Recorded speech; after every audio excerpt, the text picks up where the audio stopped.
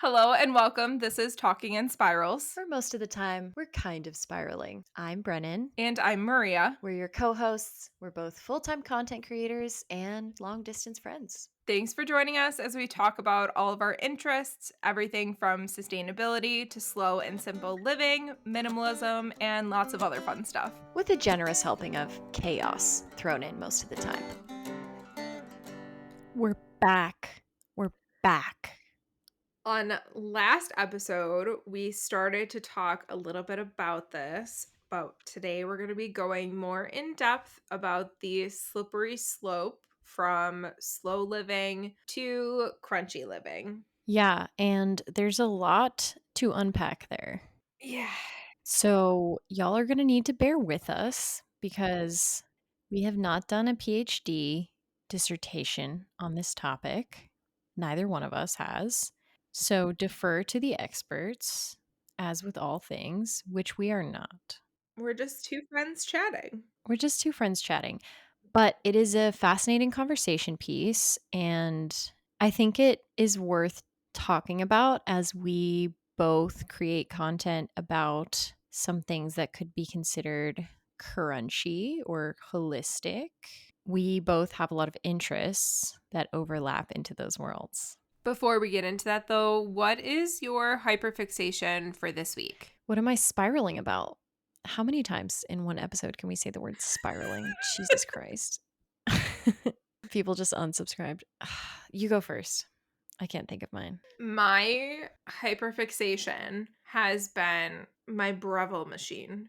We bought a espresso machine that was like a $700 or $800 machine on Facebook Marketplace for $350 back in mid-November, and I've started making midday coffees. It's a game changer. It's a game changer. It gets me out of my office. I go downstairs and I make my coffees. So I've been having a midday iced coffee, even though it's frozen and snowy in Buffalo. I'm still drinking iced coffee. That's my hyperfixation. I also have a midday iced coffee, and once you have a midday iced coffee, like once you are that girl that is having a midday iced coffee, like you're never going back. No, and I'm making my own Oh my syrups God. and Right. Oh, grinding my own beans. so And tell me what syrups you're making. I am obsessed with the salted caramel. Stop it. Send me the recipe immediately. It is so easy and so good. Oh my I God. I can't drink coffee without it. Again, this is like why we are friends and are doing this podcast, because that is so niche that we both have a favorite midday iced coffee homemade simple syrup recipe. Yes. Mine is brown sugar cardamom. Killer. So good. I make it once a week. What does cardamom taste like? Maria, it's my favorite flavor on the face of the planet. Alright, guess that's gonna be what I'm making this weekend. Okay, it is the girls that get it, because all of my close friends here, like if I put cardamom in anything, my girl group, they lose it because we all love cardamom so much. It's the most it's an Indian spice. It's in these little pods, but you can buy it at any grocery store ground. It's got like, oh my God, how do you describe cardamom? It's just heaven in my opinion. Alright, I'm gonna have to try it. It's just got this like funky kind of like aromatic thing going on, but it's also used in chai. It's used in some pumpkin spice sort of flavors. It's just the best. I use it year round. It is quite literally my favorite flavor. I'm gonna have to try to make it. Please. I'm sure I've tasted it, and I'm sure once I have it, I'll know what it is. Yes, you're gonna smell it and be like, "Oh my God." And if you hate it, just don't tell me. I don't wanna know because it's so sad. Yeah, Okay. no. Okay. Sounds good. What's your hyperfixation? I kinda just told you. My current hyperfixation. Do you have an emotional support water bottle? If so, what is it? It's a Yeti. It is my purple She's Yeti. holding up a Yeti, but I see that it has a straw, which is a key element in the perfect water bottle, and I'll show you this one. I bought the Owala one, and it has the straw. I bought it in August. My best friend and I always joke about this because we both have the same bottle, and like we talk about how it never leaves our side. Like this thing, I bought this thing in August. I don't know who I am without it.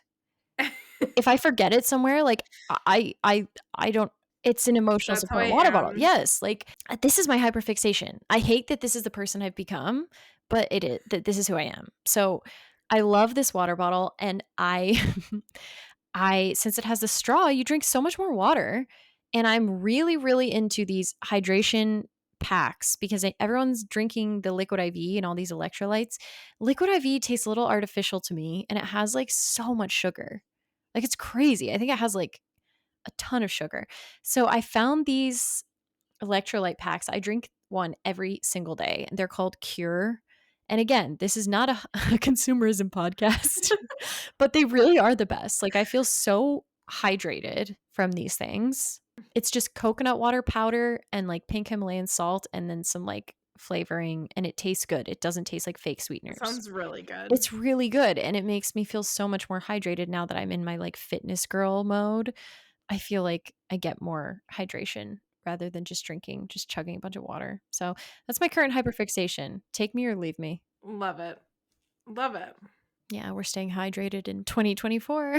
So I would say that I'm not a crunchy person. I definitely share a lot of traits when it comes to removing plastics because of microplastics and eating less processed foods. But it is a very slippery slope from being a bit more intentional to becoming a doomsday prepper, crunchy person.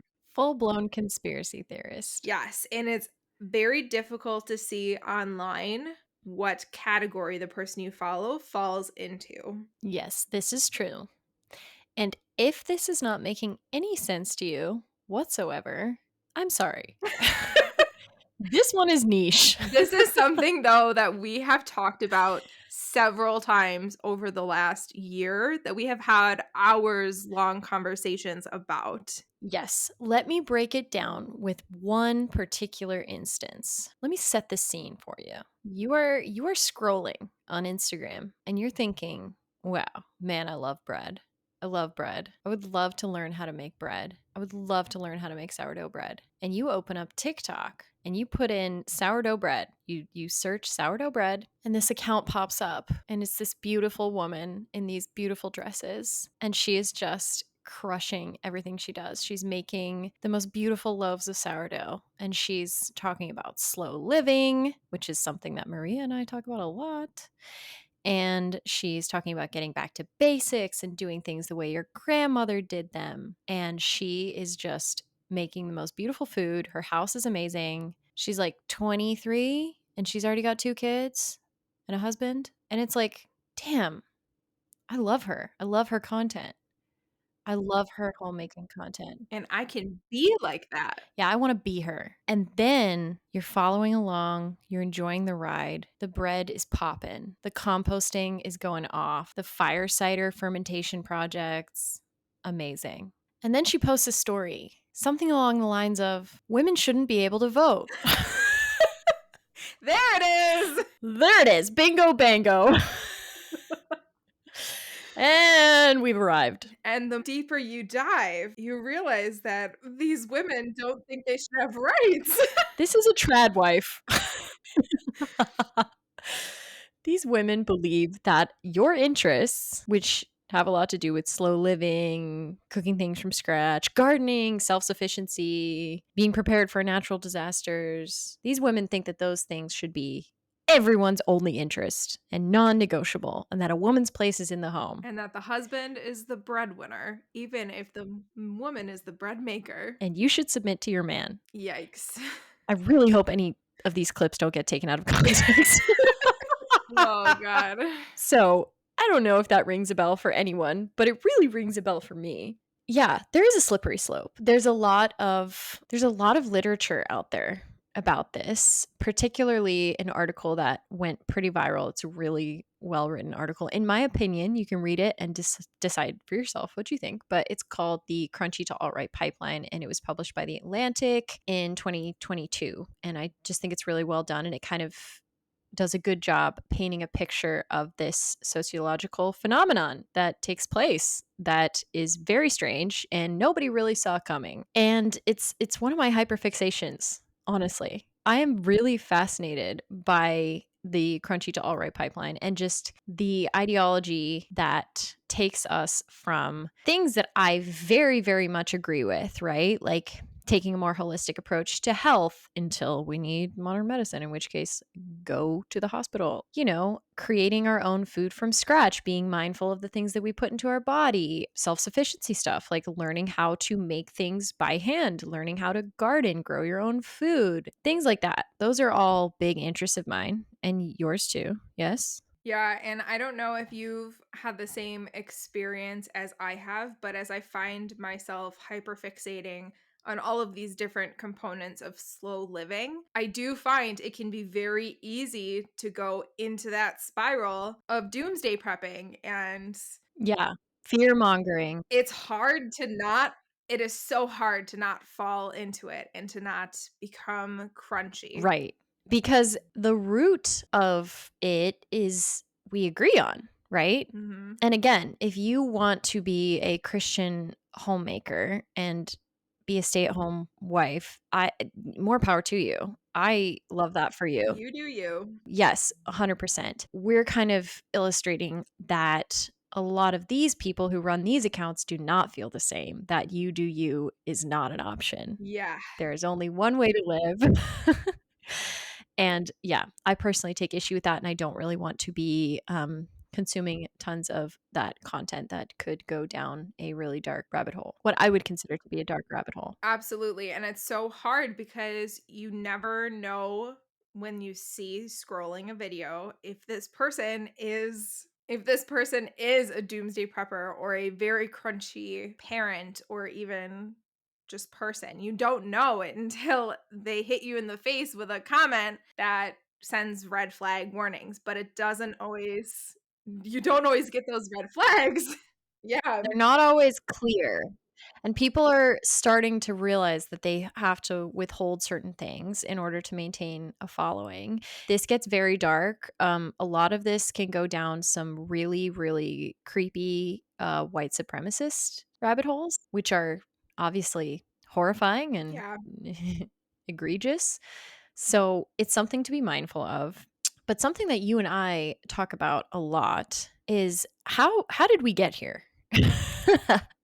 Because in the picture that I painted where it's like, okay, here's this woman, she's making bread, she's got these cute babies, she's like gardening, and I just love her content. Like there's a ton of women like this where they're content creators and I love their content. And on the one hand, like I'll follow knowing that I don't agree with everybody's opinions. Like I am not one to exist in an echo chamber and advocate for only following people who think like you to a T. I personally that's just not the way I want to live my life. So when it comes to things like this, it's interesting. I think it's imperative to determine how did we end up here? I think we both started with slow living with the idea of wanting to get back to the basics and back to how our grandparents lived their lives. I definitely got into the more holistic lifestyle by following a lot of the crunchy people because it's very aesthetic content.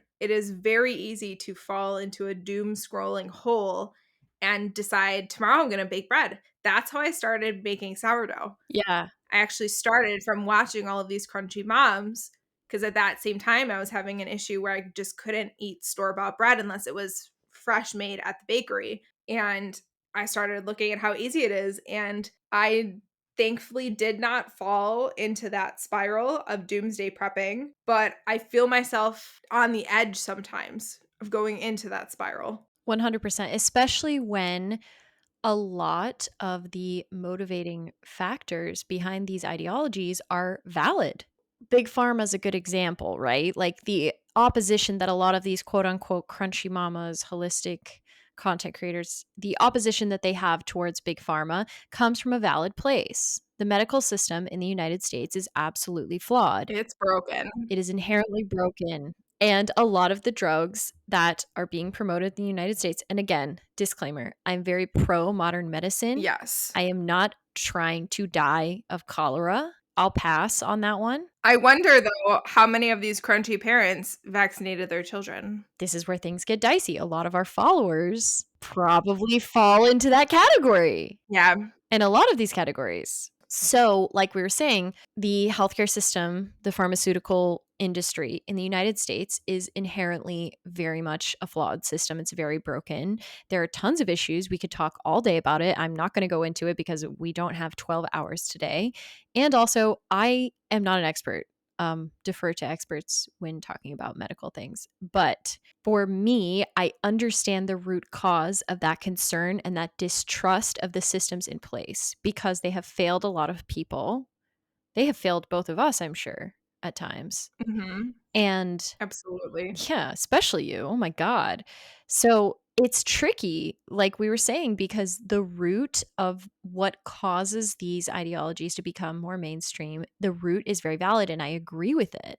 The same way that you and I both are very pro holistic remedies as preventative medicine. I am very much into the concept of let food be thy medicine until I'm actually sick, in which case, let's talk to a doctor.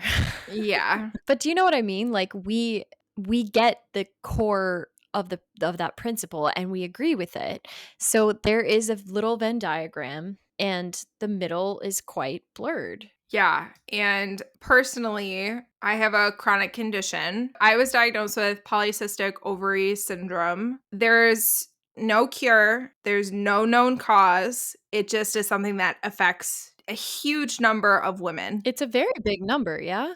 It's quite common. According to the World Health Organization, it affects between 8 and 13% of women, but up to 70% of affected women are undiagnosed. That in general is a huge problem. But how that relates to this is that there's not a lot of research on what you can do. Lots of doctors will put you on medications and say lose weight. That's crazy. But over the last 2 or 3 years, there's been a lot of information that's come out about how diet shifts it and how diet can quote unquote cure it.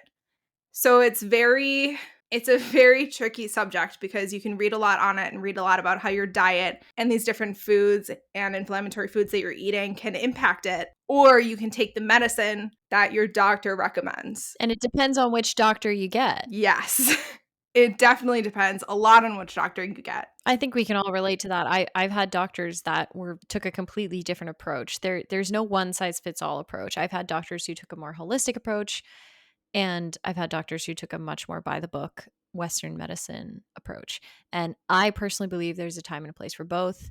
We say all this to say that There's no right answer. no, I have no qualms with anyone who takes a more holistic approach. In fact, I'm in favor of that in most regards. You spoke a little bit to your experience, and I could speak a little bit to mine. I worked in the wellness industry, several different branches of it. There were some instances in my time in that industry, and I'm sure anybody who has worked in that industry can attest to this. There were some instances within my time in that industry that were very, very upsetting to me due to people being sold these miracle cures where no one was on the hook for it. I 100% understand having a distrust of a medicalized system in this country. I 100% understand that.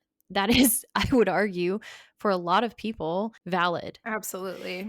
At the same time, I also very much have a distrust of a lot of holistic practitioners. Yes, especially since you find out that a lot of these holistic practitioners or people don't have the science degrees to back it up. Like, I can go out tomorrow and get a nutrition certification, Yes. but does that mean I can give you advice on what you should be eating to cure an issue? No, absolutely not. There is no framework in place for holding people accountable when things go wrong the way that there is with westernized medicine. And that's my hang up Yeah. with a lot of holistic, more crunchy modalities. A lot of times I agree with the crunchy way of thinking when it comes to trying to heal things naturally. I do too. And It's a very fine line. It's a very fine line. We keep coming back to It's this. a very fine line. It's a very fine line. It is so easy to fall into it. Like, I think of slow living as a Venn diagram. On one side, you have the doomsday preppers, the crunchy parents, the holistic living. And on the other side, you have the sustainability individuals that are more focused on People and planet. people and planet. But there's a small section that both parties agree on. And it's very hard to tell on the internet where that person falls. This is accurate. And as I was saying in the initial fake example that I gave, which is definitely not fake, is definitely something that has actually happened to me multiple times.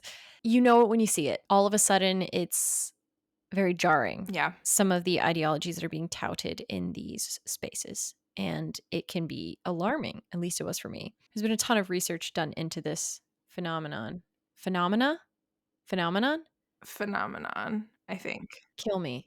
Phenomenon is plural, yes? Phenomenon. Yeah. No? Phenomena? Phen- Phenomenon. Phenomenon. Welcome to our podcast. We're talking in spirals. Oh, no, just chaos.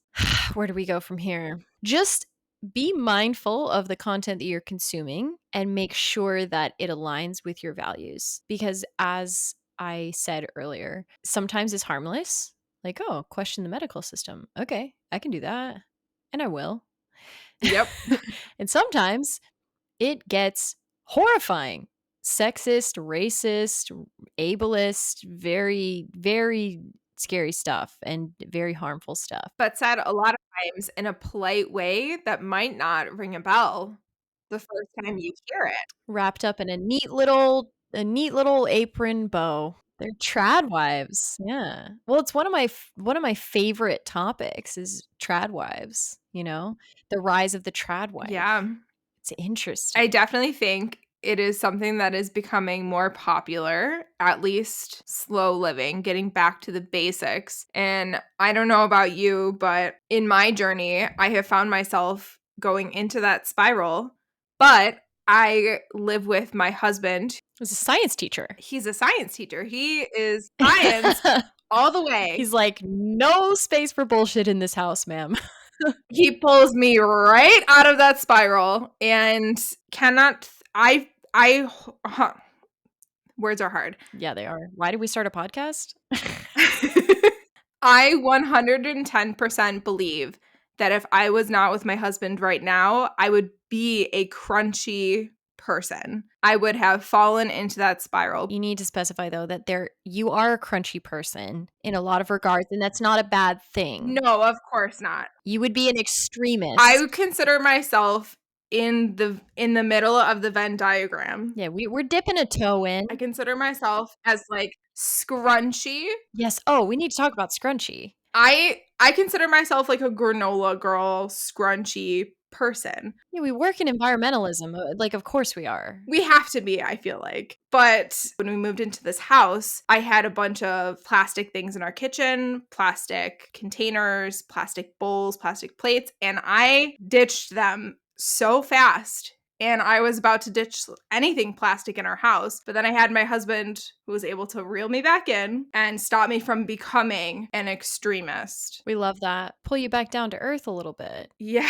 he stops me from spiraling 9 times out of 10. So I mean, I can speak to that because I worked in the industry and there were moments where I was like, "Oh my god, this thing that's happening right in front of my eyes is going very much against my ethics." Like there were instances in the holistic wellness industry that have been very well documented where people who very much were terminal and in need of westernized medical care turned that down in favor of just pseudoscience, just straight pseudoscience with no peer-reviewed studies to back up any of these modalities. And people have died as a result of this. And it's something I'm very passionate about. And it's something that's very hard to articulate because like we've said 500,000 times in this episode, we subscribe to a lot of these ideologies to some degree. We believe in some holistic principles. And when it comes to sustainability, getting back to basics and living a quote unquote crunchy lifestyle, like those things are inherently aligned. Are we talking in spirals? I feel like we are, but I mean, It's the name of the game, baby. it's on par for us. No, it's all of it. It's a good conversation. It's valid and it's interesting. Yes. As someone with a background in sociology, I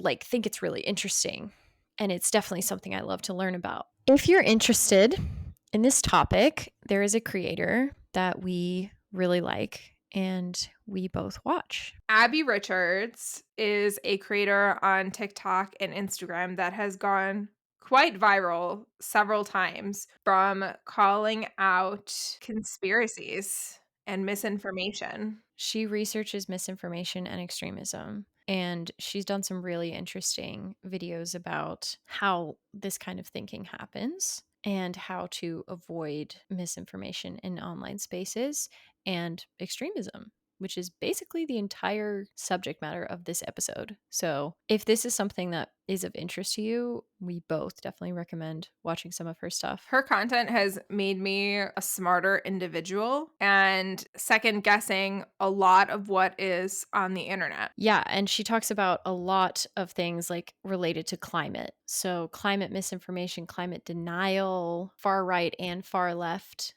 climate ideology that's problematic or not rooted in science.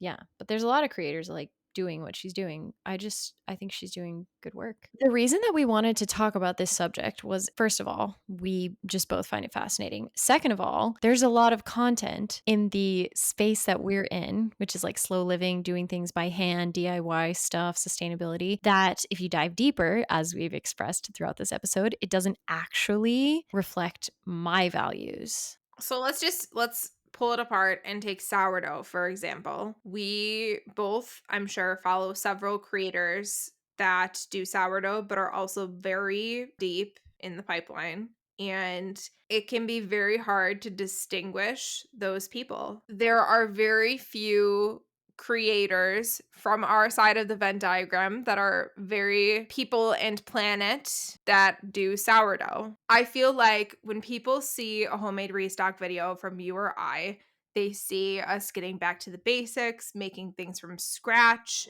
And sometimes I feel like we can get grouped in with people who are further down the pipeline. And people look at our videos and say, this person lives a crunchy lifestyle. But we're not that far over. We're not that extreme. It's not that simple. It's not at all. It's not that simple. It's more nuanced than that. Not to mention, you and I both practice what I would call imperfect slow living, where we make mistakes. We're not 100%. We both own plastic. There's so many examples, like There's so many. we live in a modern world. Like, I'm not trying to reject modernity and grow all of my own food, and I'm not trying to get on that level. I think taking steps in that direction is beneficial for my mental and physical health as well as my sustainability, but I'm not a purist. And that's where things get tricky with this particular topic is the purist mentality. That's what we want to avoid. When we were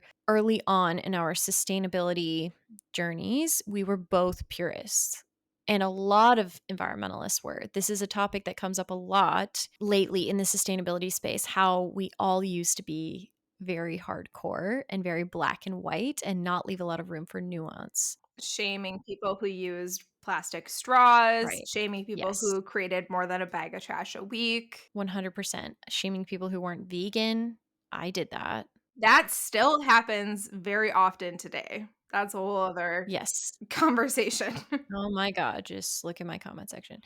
Um but that's kind of what we get back to here is that neither one of us is interested in encouraging a purist black and white mentality. Yeah, even in my bios everywhere, it always starts with imperfect. I'm not a perfect person, Me too. but day to day, I make a recipe that has an egg in it or milk in it.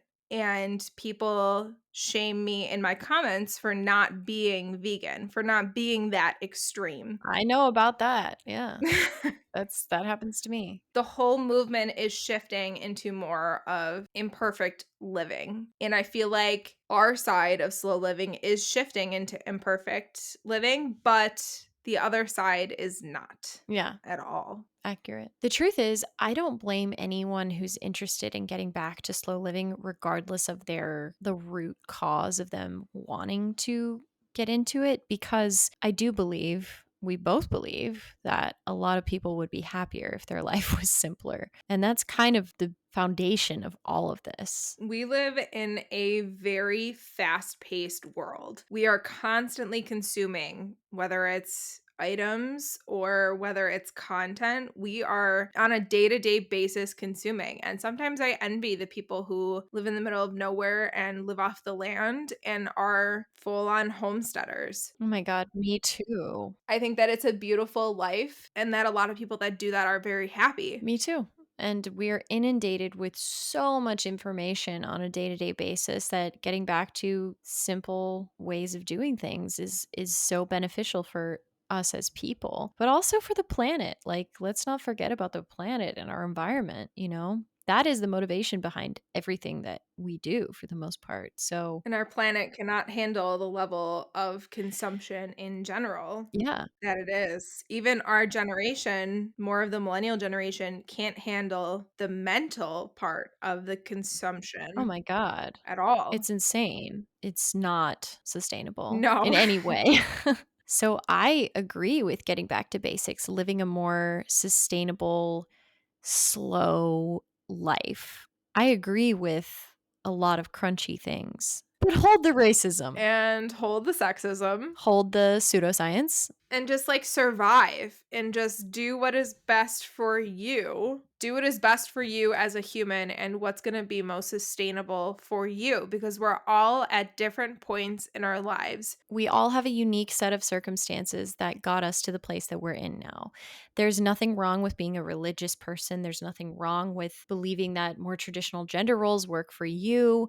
There's nothing wrong with choosing holistic medicine over westernized medicine. All of this is nuanced. This is a tricky topic. But at the end of the day, making decisions that are best for you, your well being, and the well being of our environment and our society as a whole, that's important. Yeah.